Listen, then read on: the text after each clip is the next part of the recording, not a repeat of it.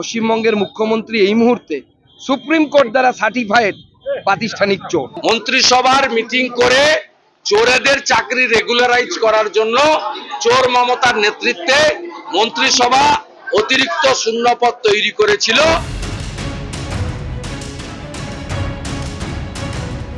Supreme court certified প্রাতিষ্ঠানিক চোর বাংলার মুখ্যমন্ত্রী বলছেন বিজেপির রাজ্য সভাপতি সুকান্ত মজুমদার। বঙ্গের বিরোধী দলনেতা শুভেন্দু অধিকারীর দাবি, চোরেদের চাকরি দিতে 2022 সালের 5ই মে চোর মমতার নেতৃত্বে মন্ত্রিসভা অতিরিক্ত শূন্যপদ তৈরি করেছিল। এভাবেই এসএসসি মামলায় সুপ্রিম কোর্টের সংক্ষিপ্ত রায়ে তৃণমূলের অস্বস্তি বাড়তে আরও তেরেফুরে ময়দানে বাংলার প্রধান বিরোধী দলের দুই মুখ। হাইকোর্ট হোক কিংবা সুপ্রিম কোর্ট, চর্চায় সুপার নিউমেরারি পদ। রাজ্য শীর্ষ আদালতে সুপার নিউমেরারি পদে সিবিআই তদন্ত আটকাতে জোর সওয়াল করেছে। পেছনে পড়ে গিয়েছে যোগ্য চাকরিহারাদের দরবার। মঙ্গলবার শুনানিতে রাজ্য দুর্নীতির দায়ভার কার্যত ঠেলেছে এসএসসির ঘাড়ে। মেয়াদোত্তীর্ণ প্যানেলের জন্য সুপার নিউমেরারি পদ কেন? সুপ্রিম পর্যবেক্ষণে উঠে এসেছে এই প্রশ্ন।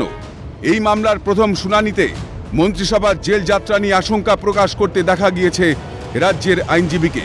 কোথাও কি আতঙ্কে রয়েছে মমতা মন্ত্রিসভা? উঠছে প্রশ্ন। সেই আতঙ্ক কি আরও উস্কে দিলেন শুভেন্দু সুকান্ত? বিজেপি রাজ্য সভাপতি বলছেন, সুপ্রিম কোর্ট বলছে প্রাতিষ্ঠানিক দুর্নীতি হয়েছে। এসএসসি রাজ্য সরকারের আওতাধীন সংস্থা, আর রাজ্যের মাথা কে? নির্লজ্জ ছাড়া আর কি বলবো, যেখানে সুপ্রিম কোর্ট বলছে এসএসসি প্রাতিষ্ঠানিক চুরি করেছে। বলেছে তো সুপ্রিম কোর্ট। এসএসসিটাকে, এসএসসির কোনো নিজস্ব অস্তিত্ব আছে? এসএসসি রাজ্য সরকারের আন্ডারে, তার মানে রাজ্য সরকার প্রাতিষ্ঠানিক চুরি করেছে। রাজ্য সরকারের মাথাকে মুখ্যমন্ত্রী, যিনি ক্যাবিনেটের ডিসিশন নিয়েছেন এই চোরদেরকে বাঁচাতে হবে। বিরোধী দলনেতা শুভেন্দু অধিকারীর তির্যক মন্তব্য, মাফলার গিয়েছে জেলে, এবার হাওয়াই চটি যাবে জেলে। মাফলার গেছে জেলে, এবার হাওয়াই চটি যাবে জেলে।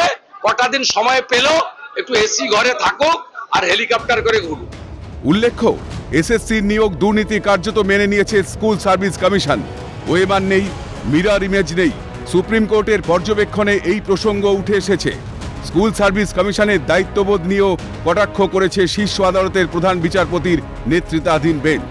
সুপ্রিম কোর্টও মনে করছে দুর্নীতি হয়েছে, তাই সিবিআই তদন্তে কোনো স্থগিতাদেশ দেয়নি বলছেন আইনজ্ঞরা। সিবিআই তদন্ত যত এগোবে অযোগ্যদের তালিকাটা বাড়বে, দুর্নীতির মাথাদের জেল যাত্রা নিশ্চিত হবে বলছে ওয়াকিবহাল মহল। কিন্তু তারপরেও সুর নামাতে রাজি নয় মুখ্যমন্ত্রী। তিনি আবার বিরোধী শিবিরকে চাকরি খেকো তকমায় বিঁধেছেন। ফের তার দাবি, 10 লক্ষ সরকারি চাকরি তৈরি, কিন্তু বিরোধীরা নিয়োগ করতে দেয় না। আক্রমণ মুখ্যমন্ত্রীর। মানুষ খেকো বাঘের নাম শুনেছেন, চাকরি খেকো বাঘের নাম শুনেছেন? এরা হচ্ছে চাকরি খেকো বাঘ। আমার 10 লক্ষ চাকরি রেডি আছে সরকারি, এরা করতে দেয় না।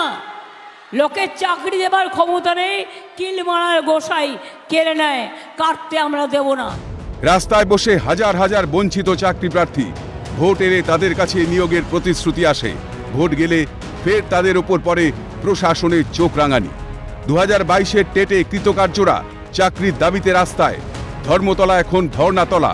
10 লাখ থেকে 12 লাখ টাকা এসএসসি চাকরি বিক্রি বলছে ওয়াকিবহাল মহল। শিক্ষক নিয়োগের পর পুরো নিয়োগ দুর্নীতিতে কেন্দ্রীয় এজেন্সির তদন্ত বিস্তর বেনিয়ম।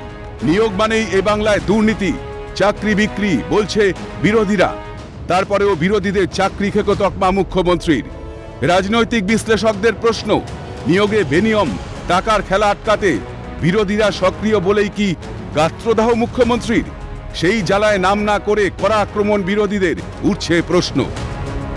ক্যালকাটা নিউজ।